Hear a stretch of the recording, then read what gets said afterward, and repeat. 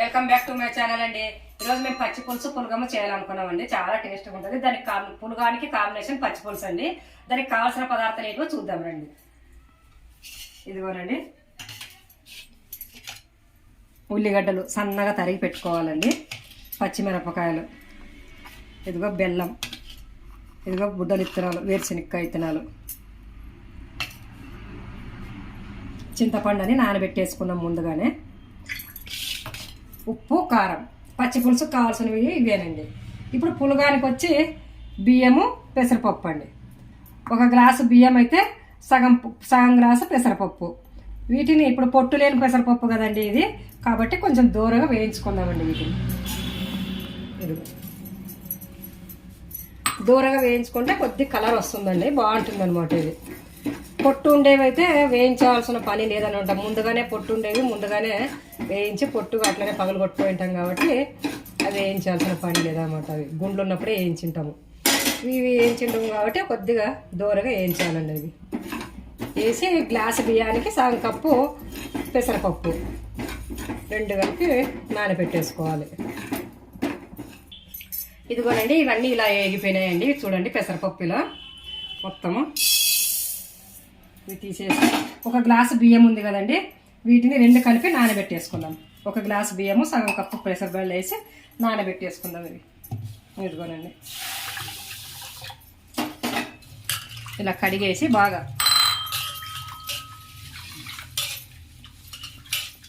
ఇదిగో చూడండి.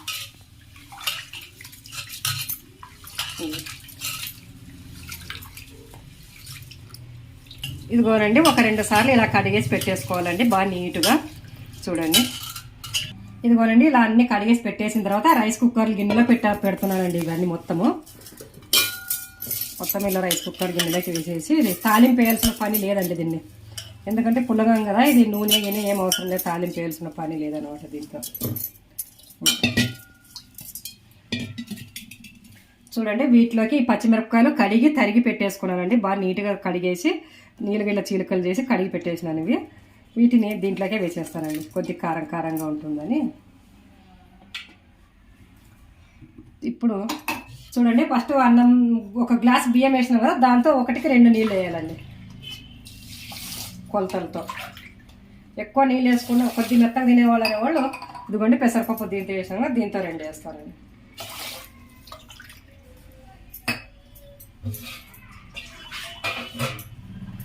దీంతో 2 అయింది. ఏమంటే కొద్దిగా పొడి పొడిగా తినాలి అనుకునే వాళ్ళు 1కి 2 వేసుకోండి. కొంచెం మెత్తగా ఉండాలి అనుకునే వాళ్ళకి 3 వేసుకోండి. మేమైతే మా ఇంట్లో కొద్దిగా మెత్తగా తింటాము కాబట్టి మేము 3 వేసుకుంటామండి. కొంతమంది ఇష్టపడతారు, కొంతమంది ఇష్టపడరండి మెత్తగా అలా. ఇదిగోనండి, దీనికి కావాల్సినంత ఉప్పు వేసుకోవాలి. ఇదిగో దీనికి తగినంత ఉప్పు, ఒక 2 స్పూన్లు నెయ్యి కూడా వేసుకోవాలండి. బాగా ఉడికేటప్పుడు నెయ్యి ఉంటే బాగుంటుంది అనమాట. దీంట్లోకి నూనె వేసుకోరాదు. ఇదిగోనండి, ఒక 2 స్పూన్లు నెయ్యి వేసుకుంటే స్మెల్ కూడా బాగుంటుంది, అన్నం కూడా బాగా మితువుగా బాగుంటుంది అనమాట. ఇదిగోనండి, ఇది రెడీ అయిపోయింది. దీన్ని రైస్ కుక్కర్లో పెట్టేస్తాం. ఇది అన్నం అయిపోతుంది. మనం పచ్చి పులుసు చేసుకునే లోపల ఈ అన్నం అయిపోతుందండి. ఇలా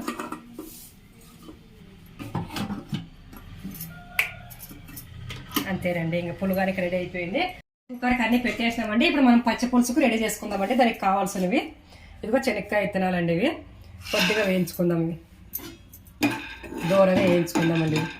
ఈ శనక్కాయ విత్తనాలు, ఉప్పు, కారము, కొద్దిగా బెల్లము అన్నీ వేసి మిక్సీకి వేసి పట్టేసుకుంటే ఇది దాంట్లోకి వేసేకి ఈ పొడి రెడీ చేసుకుందామండి. ఇది వేగేలోపు కొద్దిగా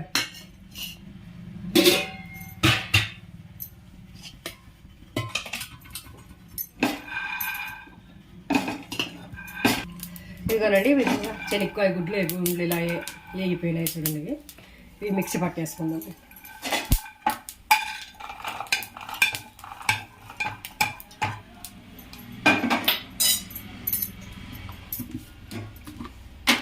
ఇదిగోనండి, కొద్దిగా ఉప్పు మనకు కావాల్సినంత, మనం ఎంత చేసుకుంటామో పులుపు దాన్ని బట్టి ఉప్పు అండి. తక్కువ మళ్ళీ తర్వాత వేసుకోవచ్చు.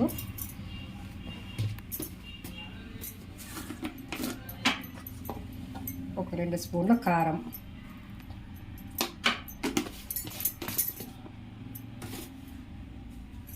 ఇదిగోనండి బెల్లం చూపించినాం కదా, బెల్లం కూడా వేసుకోవాలండి. పుల్లగా తీయగా ఉంటే బాగుంటుంది అనమాట ఇది టేస్ట్. ఇది మిక్సీ పట్టేసుకుందామండి. ఇదిగోనండి మిక్సీ పట్టేసినాం, ఇలా రెడీ అయిపోయిందంటే ఈ పొడి అంతా మిశ్రమం అంతా ఇది చూడండి. ఇదిగా బుడ్డల పొడి, కారము, ఉప్పు, అంత బెల్లము అంతే వేసి పెట్టేసుకున్నాం కదా, ఇది రెడీ అయిపోయింది. ఇది ఇప్పుడు మనం చింతపండు ఉంది కదండి, ఇదిగో చింతపండు. ఈ చింతపండు బాగా ఇలా పిసికేసుకోవాలండి. ఇదిగా చూడండి.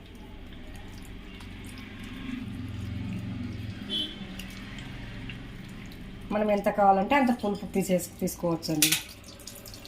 మన ఇంట్లో దాన్ని బట్టి, మన ఇంట్లో ఎంతమంది ఉంటే అంతమంది చింతపండు కూడా అంత నానబెట్టుకోవాలండి. కొద్దిగా లేకుండా మా ఇంట్లో మేము ముగ్గురమే ఉన్నాం కాబట్టి మాకు ఇంత చింతపండు సరిపోతుందండి.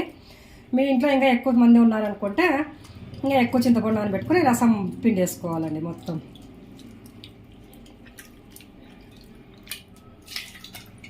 అందులోనండి చాలా టేస్ట్ ఉంటుంది, భలే ఉంటుందండి అసలుకి. పులగంలోకి పచ్చి పులుసు తింటుంటే అంత బాగుంటుంది అనమాట.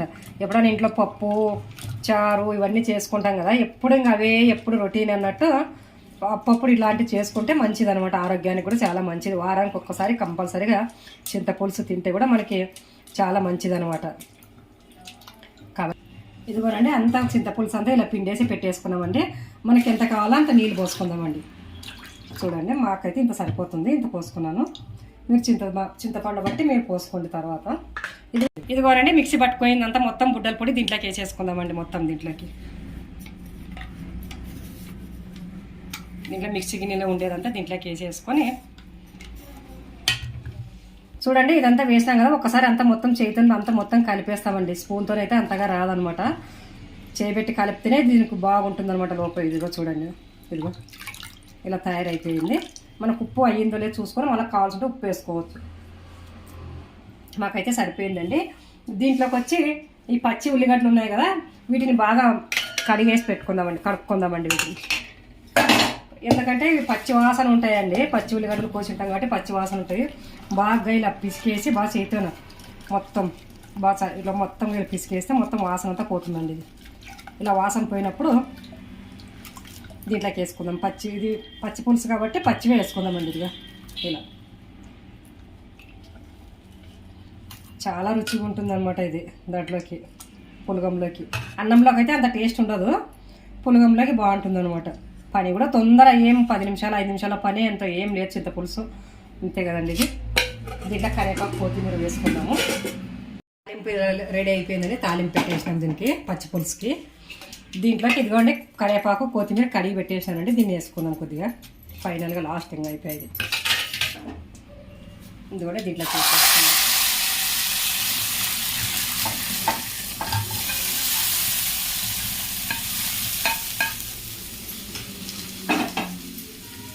ఇదిగోనండి పచ్చి పులుసు రెడీ అయిపోయింది చూడండి.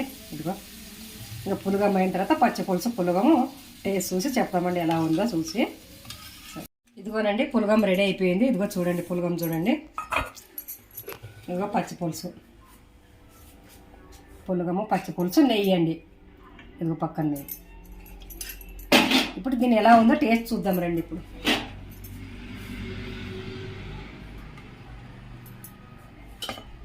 చాలా టేస్ట్ ఉంటుంది, చాలా రుచిగా ఉంటుంది పులగము పచ్చి పులుసు. ఇదిగో ఒక స్పూన్ నెయ్యి.